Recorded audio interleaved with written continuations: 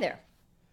Today I thought I would tell you the tale of the orphan crow, otherwise known as yet another embarrassing misadventure in learning my own lessons that I try to teach and preach.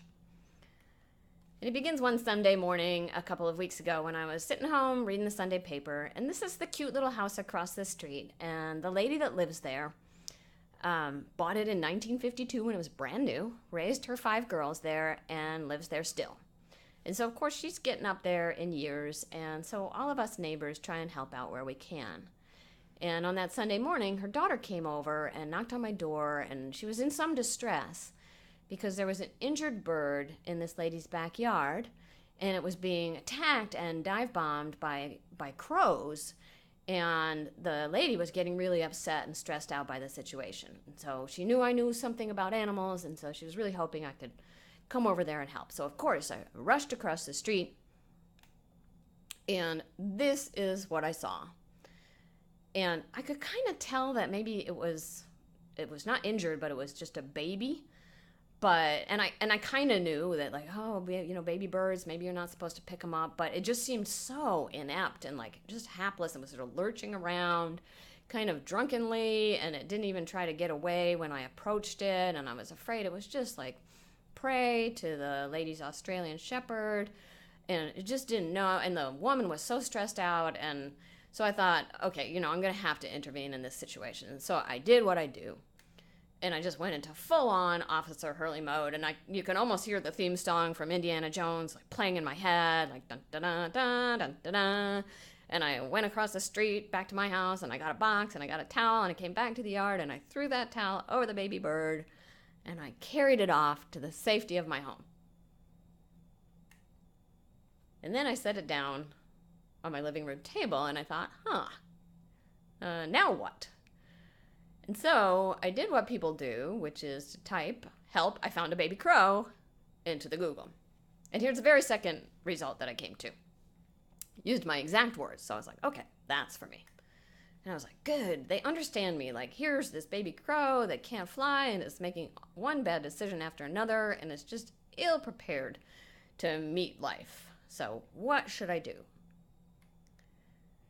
But then I started getting a little nervous as I read the next paragraph. The answer almost always is to ignore your instincts and good intentions, and that by separating that baby from its parents, maybe now it actually stood a lower chance of survival. And all of a sudden, this sounded to me an awful lot like the same thing I say about supposedly orphaned or abandoned baby kittens that people find.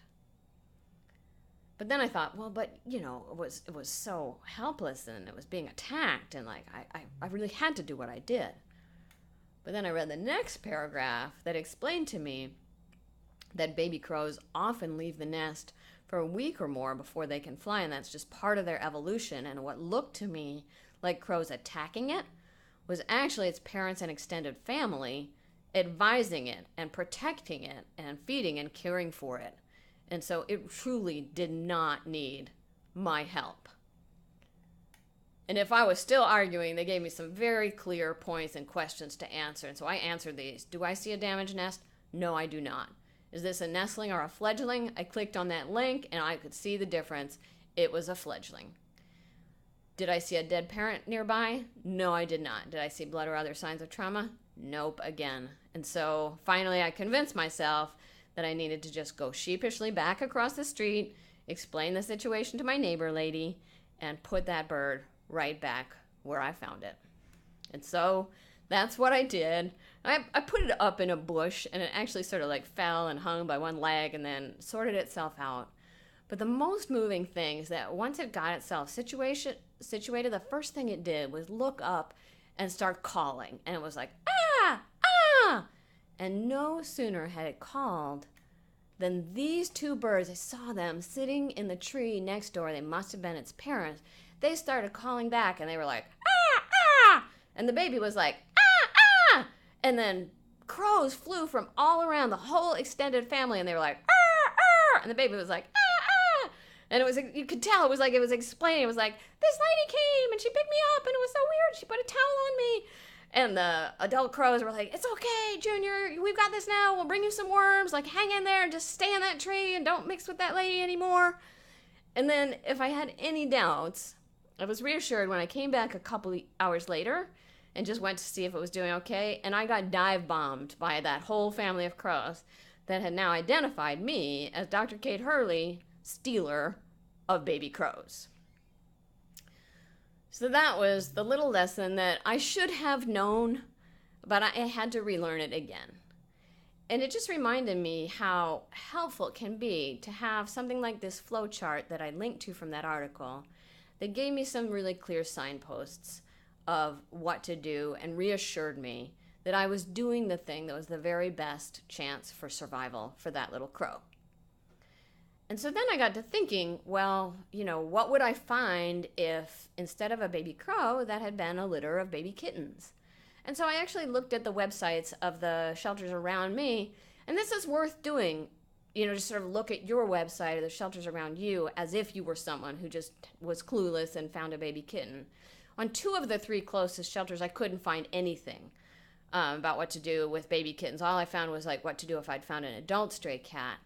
On the 3rd website, there was a link to this nice flow chart from Alley Cat Allies, but it was actually under the fold. So this is all that I saw when I went to the website, which just had information about where to bring the kittens in and when to bring them in, and not a question of whether to bring the kittens in, whether that was really the best thing. So it's understandable. You want to give people good information about what to do if the kittens need to come in, but just make sure that first they get directed to the question of, well, do they really need to come in?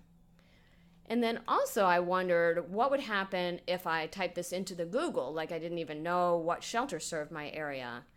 And so I tried several different combinations, and most of them actually didn't take me to anything useful at all, which was really interesting. At best, it took me to websites that explained what to do if I had found an adult stray cat and wanted to either get it TNR'd or try and reunite it with the owner or bring it to the shelter. A lot of it just brought me to adoption or lost and found Facebook pages.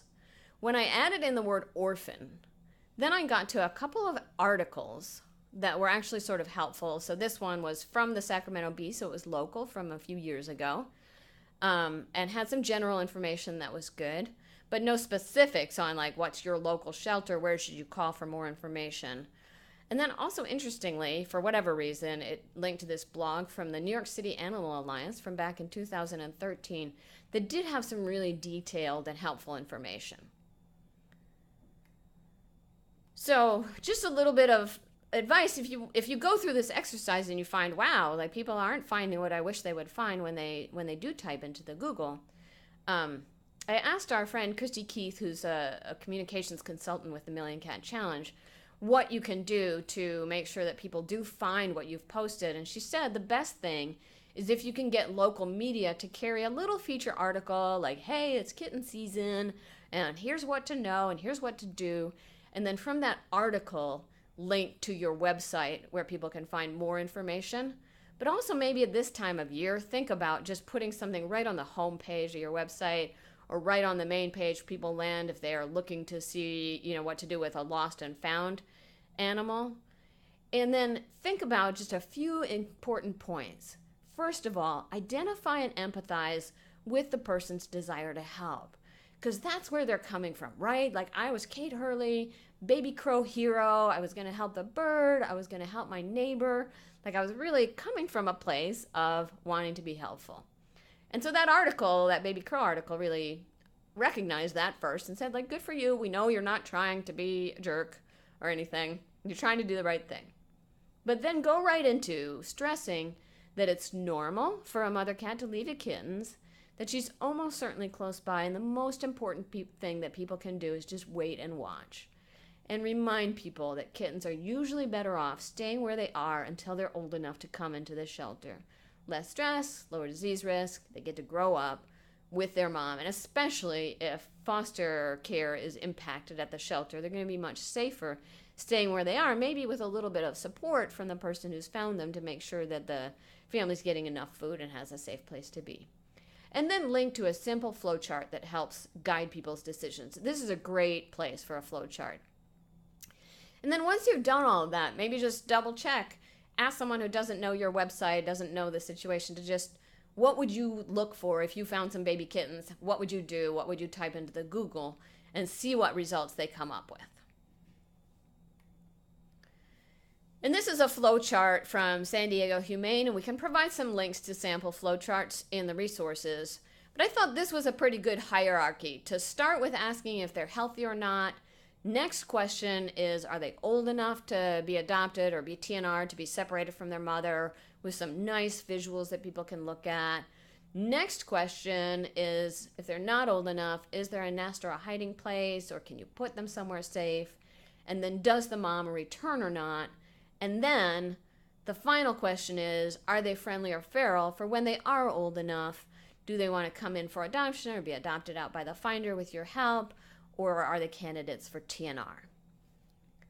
So I made a little flow chart that you can edit to your heart's content, and we can provide that in the resources. And also love to hear from you, what flow charts you use, what other methods of communicating this you found successful, where else besides your website have you posted this? Do you have resources on Facebook, on nextdoor.com, or other places that you found that people look to go to for information about this? So hope you've enjoyed this little movie, and tune in next time for my next misadventure in relearning lessons I should already know. Thanks. See you next time.